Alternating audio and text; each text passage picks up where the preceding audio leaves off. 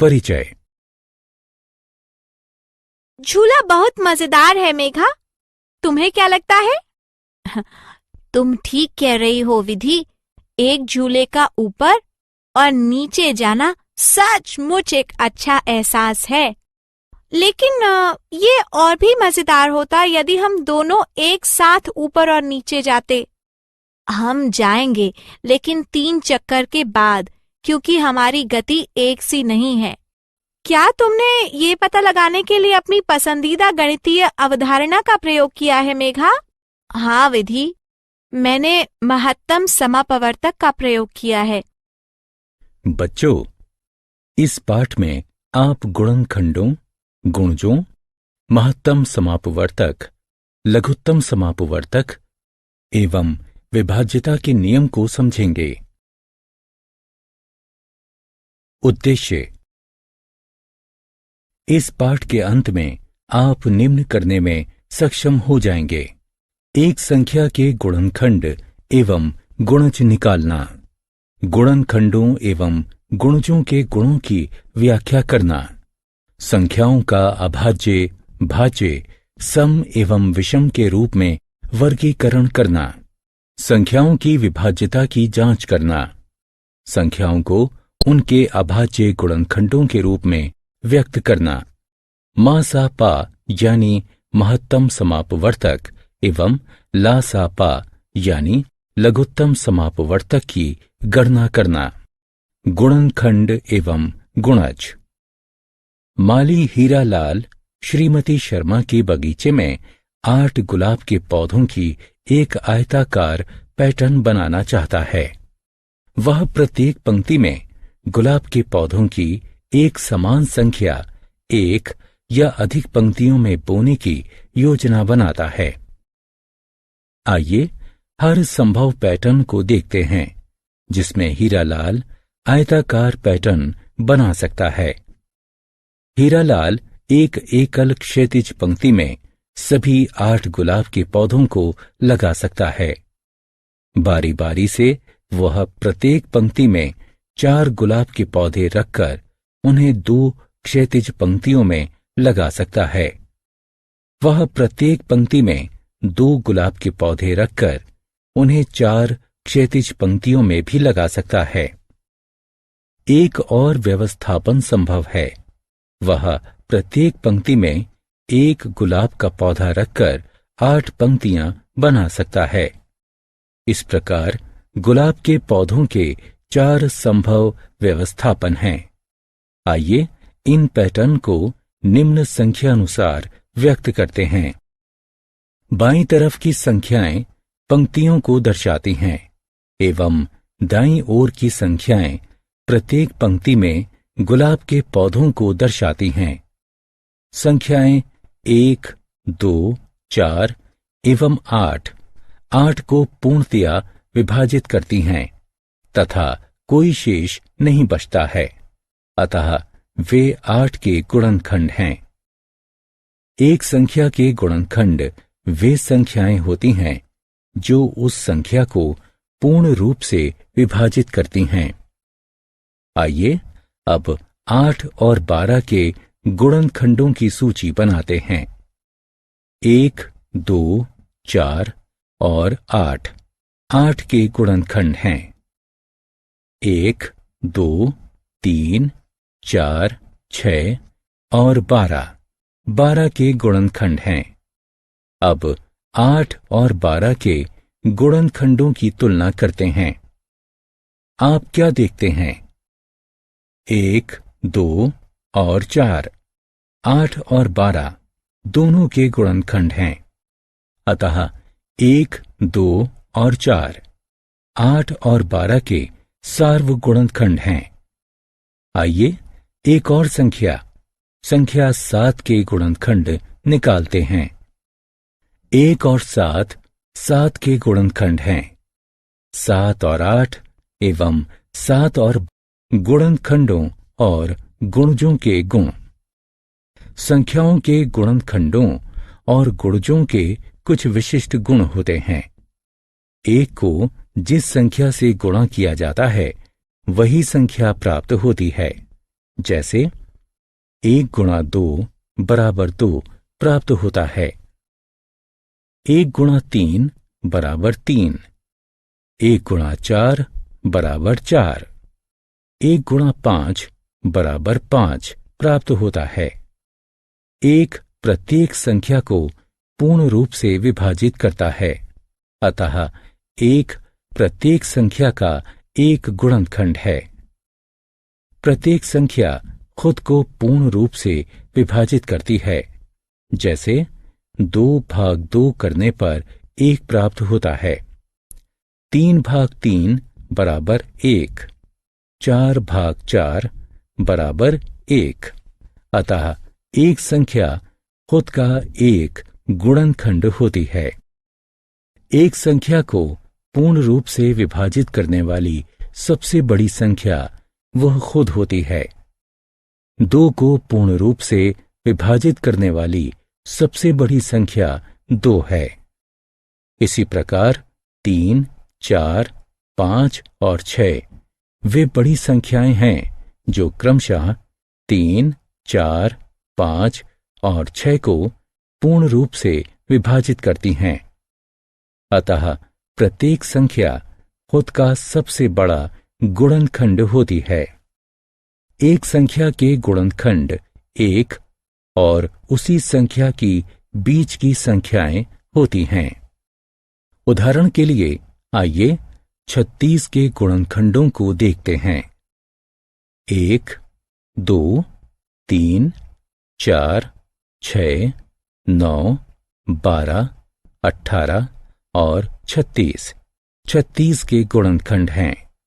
अतः एक संख्या के गुणनखंड गणनीय एवं सीमित होते हैं। एक संख्या का 1 से गुणा करने पर वही संख्या प्राप्त होती है। उदाहरण के लिए 2 गुणा 1 बराबर 2 प्राप्त होता है, 3 गुणा 1 बराबर 3, 4 गुणा 1 बराबर 4, इसी प्रकार 5 गुणा 1 बराबर 5 प्राप्त होता है। अतः प्रत्येक संख्या खुद का गुणज होती है। एक से बड़ी अन्य सभी संख्याओं का एक संख्या के साथ गुणनफल खुद उस संख्या से अधिक होता है। संख्याओं का वर्गीकरण। संख्याओं को निम्न प्रकार से वर्गीकृत किया जा सकता है: अभाज्य, भाज्य, सम और विषम। आइए उन्हें एक एक करके देखते हैं। संख्या 7 पर विचार करते हैं। चलिए इसके गुणनखंडों की सूची बनाते हैं। आइए कुछ और संख्याओं एवं उनके गुणनखंडों को देखते हैं। इन संख्याओं के बीच क्या समानता है? इन सभी संख्याओं के केवल 2 गुणनखंड हैं, एक और वो संख्या खुद। वह संख्याएं जिनके केवल 2 गुणनखंड होते हैं, यानी एक और वो संख्या खुद, अभाज्य संख्याएं कहलाती हैं। एक अद्वितीय संख्या है जिसका केवल एक ही गुणनखंड होता है, एक या वो संख्या खुद। इरातोस्थीन्स नामक एक यूनानी गणितज्ञ ने 1 से 100 के बीच की अभाज्य संख्याओं का पता लगाने के लिए एक सरल विधि तैयार की थी। चलिए इस विधि को देखते हैं। हम 10 कॉलम की एक तालिका बनाते हैं। प्रथम कॉलम में हम 1 से लेकर 10 तक की संख्याओं की सूची रखते हैं।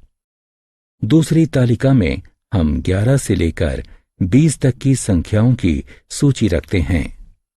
आगे भी इसी प्रकार संख्याएं रखते हैं। इस प्रकार अंतिम कॉलम में हम 91 से लेकर 100 तक की संख्याओं को रखते हैं।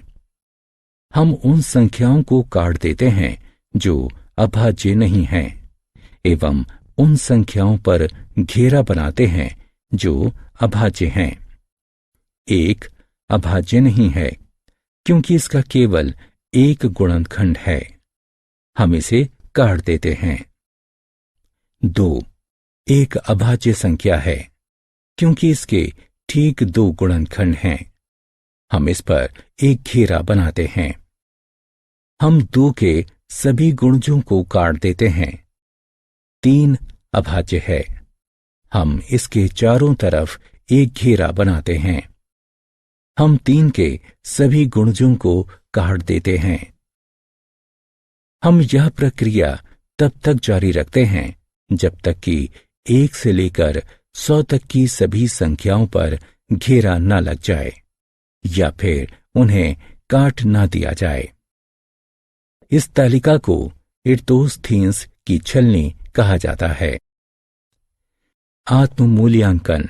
स्तंभ का में दिए गए विवरणों का स्तंभ बा में दी गई संख्याओं के साथ मिलान कीजिए।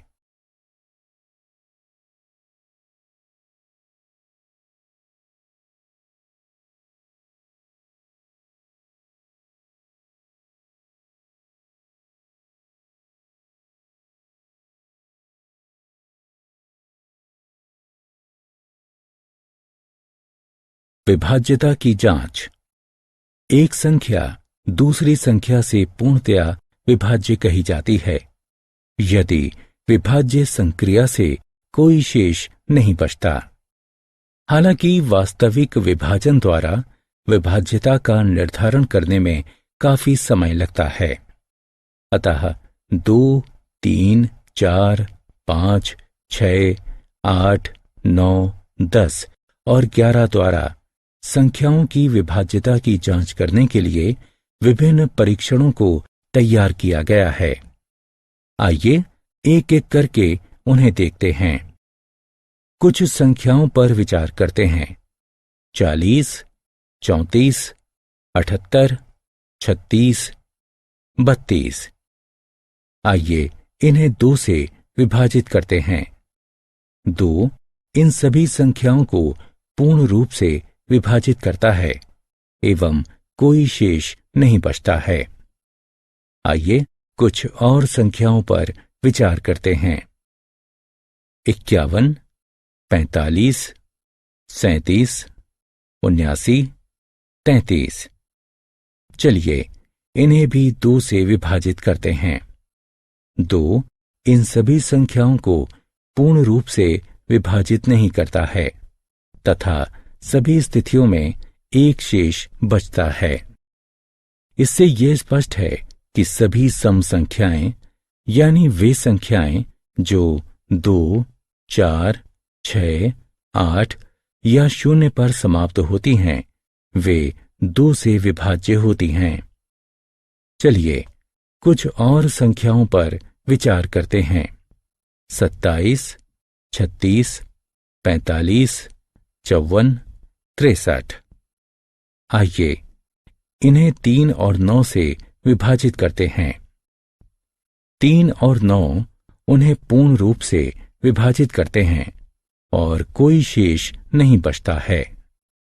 अब चलिए प्रत्येक संख्या के सभी आगे वाले अंकों को जोड़ते हैं। आप क्या प्राप्त करते हैं?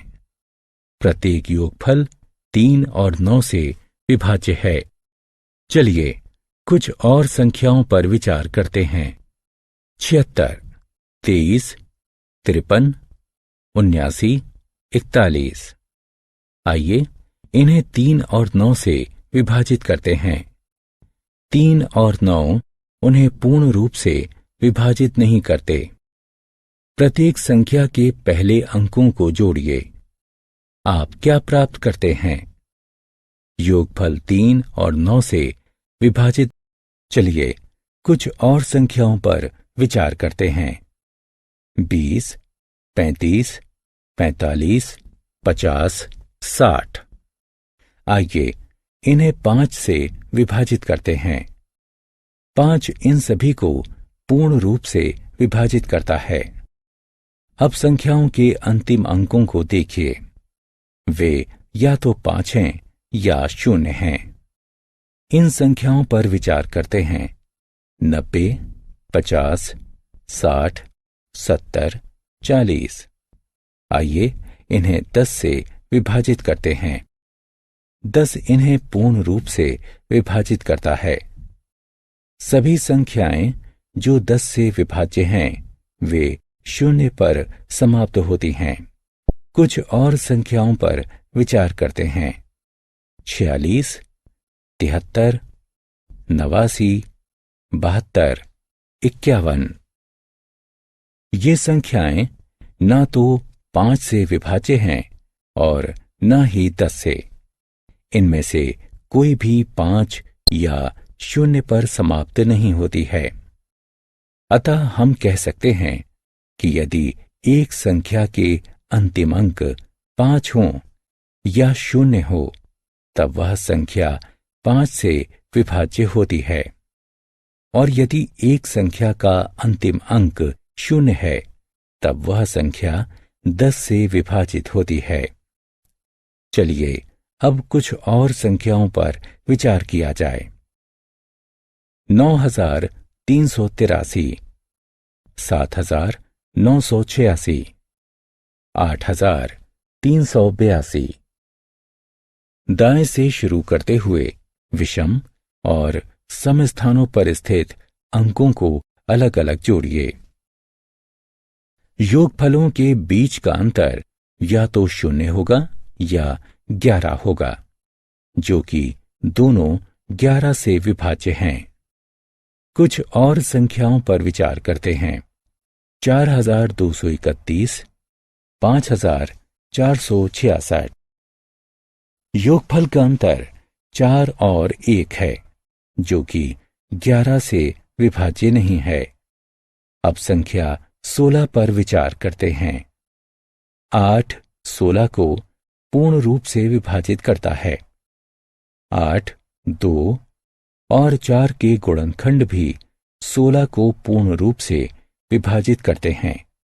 अतः हम कह सकते हैं यदि एक संख्या दूसरी संख्या को पूर्णतया विभाजित करती है तब इसके आत्म मूल्यांकन सही विकल्प को उठाकर उसके संगत स्थान पर रखें।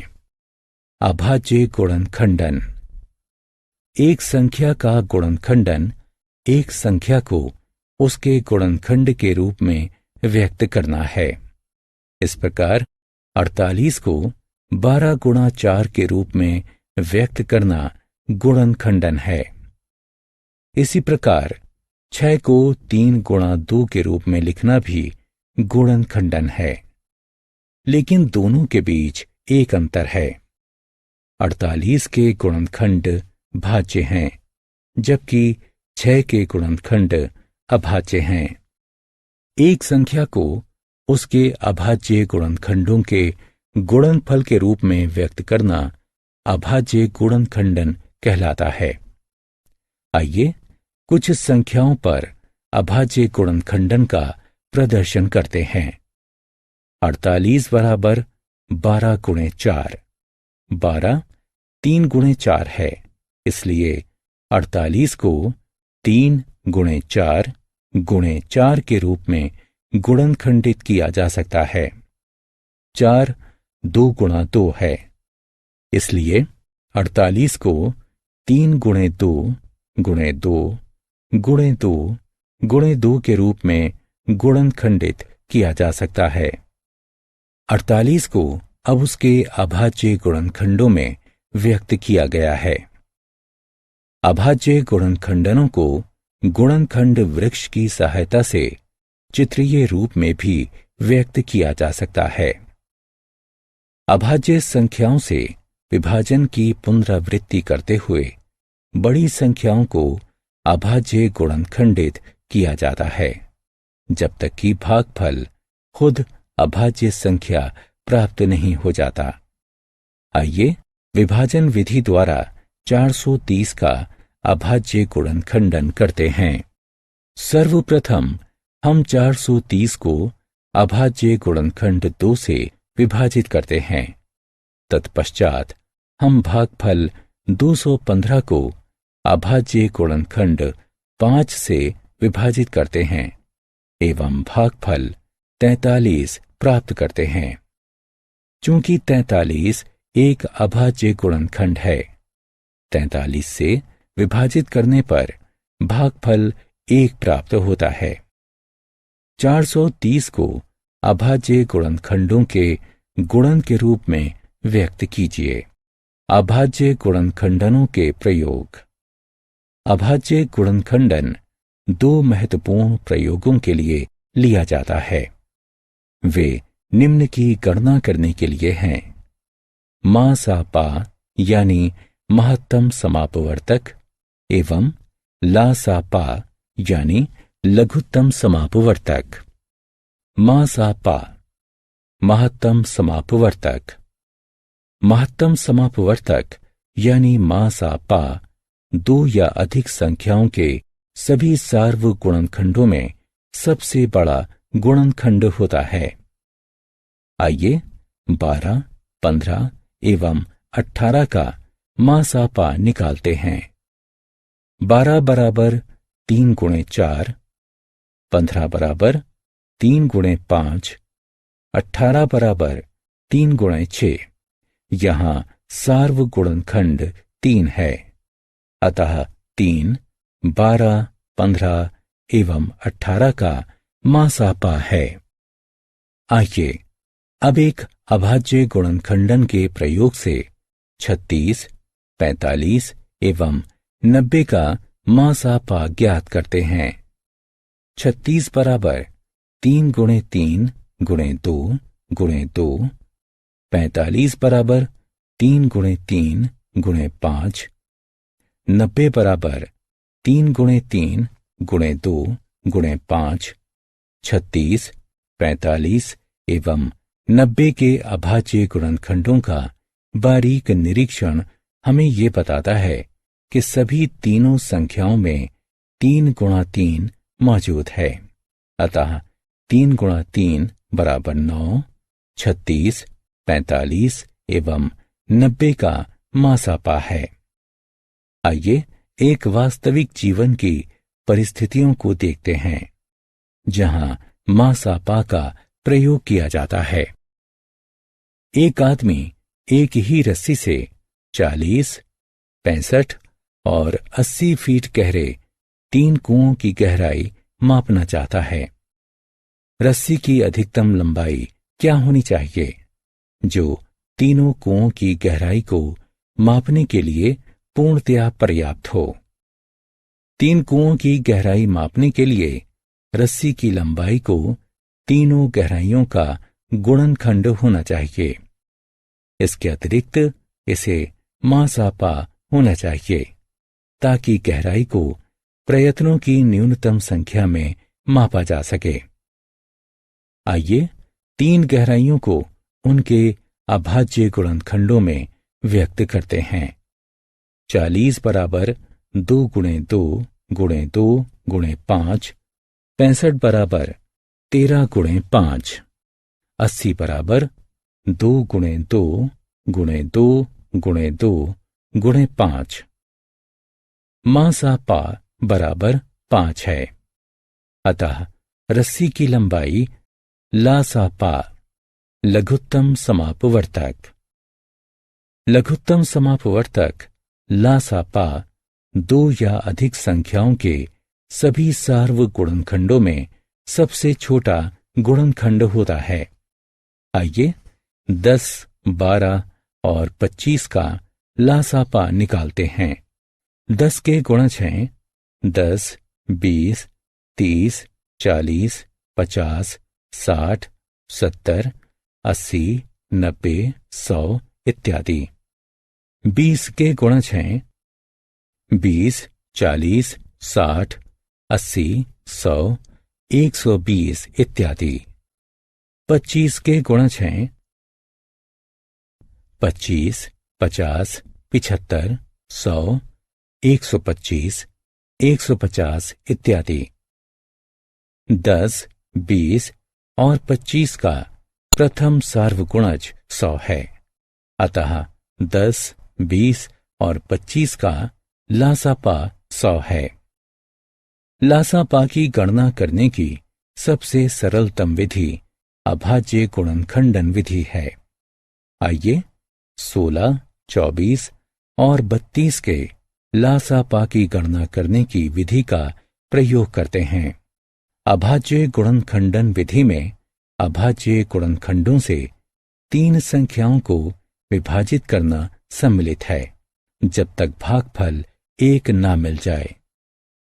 आइए हम सबसे छोटे अभाज्य गुणनखंड से शुरू करते हैं, जो कि 3 में से एक संख्या को विभाजित करता है। 2 सबसे छोटी अभाज्य संख्याएं हैं जो 16, 24 और 32 को विभाजित करती है। आइए भागफल को 4 और 2 से तब तक विभाजित करते हैं जब तक कि किसी भागफल को 2 से विभाजित करना संभव ना हो। अगला सबसे छोटा अभाज्य गुणनखंड जो भागफलों 1, 3 और 1 में से किसी एक को विभाजित करता है वह 3 है। सभी भाजकों 2, 2, 2, 2, 2 और 3 का गुणा करते हैं। अतः लासापा बराबर 2 गुणा 2 गुणा 2 गुणा 2 गुणा 2 गुणा 3 जो कि 96 है। आइए वास्तविक जीवन की परिस्थितियों को देखते हैं जहां लासापा का प्रयोग किया जाता है। 10, 20 आत्म मूल्यांकन। स्तंभ आ में दिए गए विवरणों का स्तंभ बा में दी गई संख्याओं के साथ मिलान कीजिए।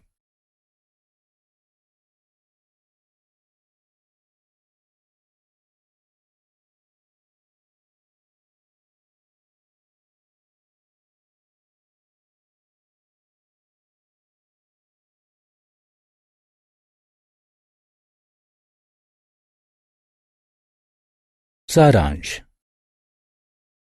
आइए हमने जो कुछ सीखा है उसे संक्षेप में दोहराएं।